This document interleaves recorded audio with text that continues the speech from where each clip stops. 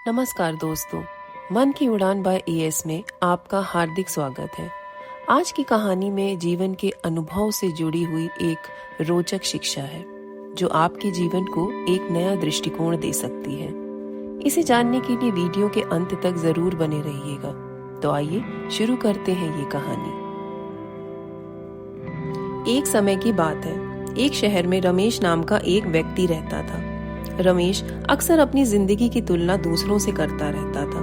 उसे हमेशा ये लगता था कि उसके पास बहुत सी चीजों की कमी है, जबकि दूसरों के पास सब कुछ है। वो सोचता कि उसके पास ना बड़ा मकान है, ना धन दौलत, और इसी वजह से वो हर समय दुखी रहता था। रमेश की माँ ने उसे अक्सर उदास और चिंतित देखा। एक दिन उन्होंने रमेश से पूछा, बेटा, तुम हमेशा इतना दुखी क्यों रहते हो? रमेश ने उत्तर दिया, माँ, मेरे पास कुछ भी नहीं है, न बड़ा मकान, न धन, न वैभव, लेकिन दूसरों के पास सब कुछ है। यही सोच सोचकर मैं दुखी हो जाता हूँ। माँ ने प्यार से रमेश को समझाया, बेटा, अगर तुम हमेशा दूसरों से अपनी तुलना करते रहोगे तो कभी भी सुखी नहीं रह पाओगे। तुलना हमेशा उस चीज से की जाती है जो तुम्हारे पास नहीं है, और यही सोच दुख का कारण बनती है।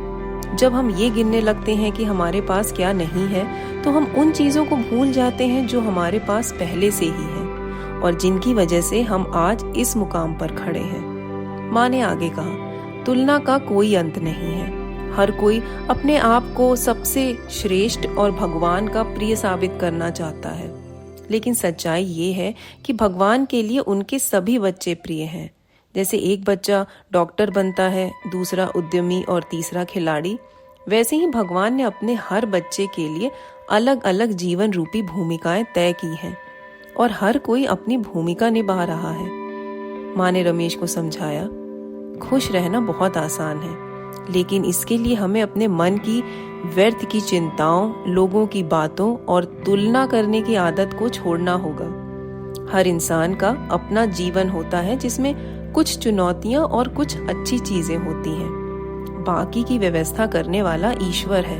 हमें उन चीजों की चिंता करने की बजाय जो हमारे हाथ में नहीं है, अपना समय बर्बाद नहीं करना चाहिए। खुद को किसी से कमतर मत समझो, क्योंकि हम धरती पर कुछ लोगों की दी हुई सफल जीवन की परिभाषा का उदाहरण बनने के लिए नहीं जन्मे हैं। हम भी सफल हैं और प्रसन्न हैं। यही उद्देश्य लेकर हमें आगे बढ़ना चाहिए, चाहे हमारा रास्ता जैसा भी हो।